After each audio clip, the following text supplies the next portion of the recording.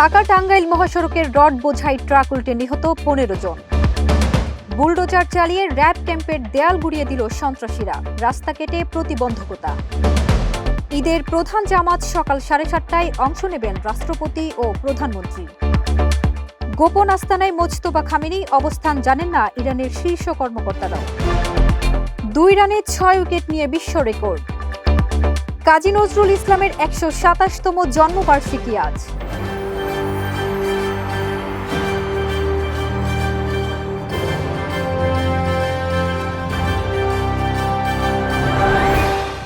দর্শক, আমন্ত্রণ জানাচ্ছি নাগরিক প্রতিদিন নিউজরুম ইনসাইড থেকে। সঙ্গে আছি আমি ফারজানা নিকিতা। এতক্ষণ শুনছিলেন সংবাদ শিরোনাম, এবারে জানিয়ে দিব বিস্তারিত। ঢাকা-টাঙ্গাইল মহাসড়কে রড বোঝাই ট্রাক উল্টে 15 জন নিহত হয়েছেন। এতে আহত হয়েছেন আরও বেশ কয়েকজন। সোমবার যমুনা সেতুর পূর্ব পাড়ে সরাতৈল এলাকায় এই দুর্ঘটনা ঘটে। যমুনা সেতু পূর্ব পাড়ের ওসি জানান, ঢাকা থেকে ছেড়ে আসা রড বোঝাই ট্রাকটি যমুনা সেতুর দিকে যাচ্ছিল। সড়কের সরাতৈল এলাকায় পৌঁছালে চালক নিয়ন্ত্রণ হারিয়ে ট্রাকটি উল্টে যায়। এতে ট্রাকের নিচে চাপা পড়ে ঘটনাস্থলেই 15 জনের মৃত্যু হয়। খবর পেয়ে টাঙ্গাইল যমুনা সেতু পূর্ব পাড়ের পুলিশ সদস্যরা ঘটনাস্থলে পৌঁছে মরদেহ উদ্ধার করে। আইনি প্রক্রিয়া শেষে মরদেহ পরিবারের কাছে হস্তান্তর করা হবে। চট্টগ্রামের সীতাকুণ্ডে জঙ্গল সলিমপুরের আলীনগর এলাকায় গভীর রাতে র্যাবের অস্থায়ী ক্যাম্পে অতর্কিত হামলা ও গুলিবর্ষণ করেছে স্থানীয় সন্ত্রাসী ইয়াসিন বাহিনীর সদস্যরা। হামলাকারীরা গুলি ছোড়ার পাশাপাশি বুলডোজার চালিয়ে ক্যাম্পের দেয়াল সহ বিভিন্ন অবকাঠামো গুড়িয়ে দিয়েছে। এছাড়া আইনশৃঙ্খলা রক্ষাকারী বাহিনীর প্রবেশ ঠেকাতে মহাসড়কে ও সংযোগ সড়কের অন্তত 3টি স্থানে কালভার্ট এবং রাস্তা কেটে প্রতিবন্ধকতা সৃষ্টি করা হয়। তবে সব বাধা ও প্রতিবন্ধকতা পেরিয়ে ঘটনাস্থলে পৌঁছে পাল্টা প্রতিরোধ গড়ে তোলে র্যাব।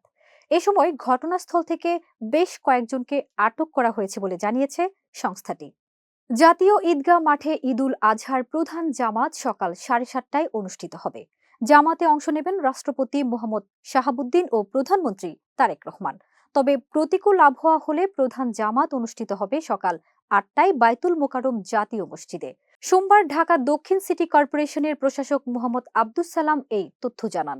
তিনি আরও জানান, জাতীয় ঈদগাহ ময়দানে একসঙ্গে নামাজ আদায় করবেন 35,000 মানুষ।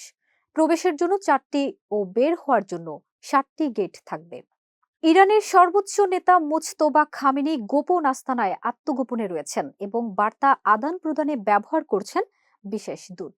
এমনই দাবি করেছেন মার্কিন গোয়েন্দা কর্মকর্তারা। এক প্রতিবেদনে বলা হয়েছে, কঠোর নিরাপত্তা ব্যবস্থার কারণে খামেনির সঙ্গে এমনকি ইরানের শীর্ষ কর্মকর্তারাও সরাসরি যোগাযোগ করতে পারছেন না। এতে যুক্তরাষ্ট্র ও ইরান আলোচনাও ধীর গতির হয়ে পড়েছে বলে দাবি করা হয়েছে প্রতিবেদনে। মিতব্যয়ী বোলিংয়ে রেকর্ড গড়েছেন বতসোয়ানার পেসার নাবিল মাস্টার। টি-20 বিশ্বকাপের আফ্রিকান উপ আঞ্চলিক বাছাই পর্বের ম্যাচে মালিক বিপক্ষে 2.4 ওভারে 2 রানে 6 উইকেট শিকার করেন তিনি। বতসোয়ানার রাজধানী গ্যাবেরনে অনুষ্ঠিত হয় ম্যাচটি। এতে পুরুষদের আন্তর্জাতিক টি-20 ম্যাচে 6 বা এর বেশি উইকেট নেয়া বোলারদের মধ্যে সবচেয়ে মিতব্যয়ী বোলিং মাইলফলক তৈরি করেন নাবিল। ক্রিকেটের এই সংস্করণে বতসোয়ানার হয়ে 6 উইকেট পাওয়ার প্রথম বোলার তিনি। বাংলা ক্যালেন্ডারের হিসাবে গানের বুলবুল আর বাংলা কবিতার দ্রোহের প্রতীক কাজী নজরুল ইসলামের 127তম জন্মবার্ষিকী আজ। আমাদের জাতীয় কবি, কণ্ঠশিল্পী, অভিনেতা, সম্পাদক পরিচয়ের আড়ালে লুকিয়ে থাকা অভিমানী হৃদয় দিয়ে অনুভব করেছিলেন নিপীড়িত অসহায়ের আরতি। অন্যায়ের বিরুদ্ধে তার কবিতা কোটি তরুণের রক্তে জ্বালায় স্ফুলিঙ্গ। উপন্যাস, নাটক, সঙ্গীত আর দর্শনেও নজরুলের অনবদ্য উপস্থিতি বর্ণাঢ্য করেছে বাংলা সাহিত্যকে।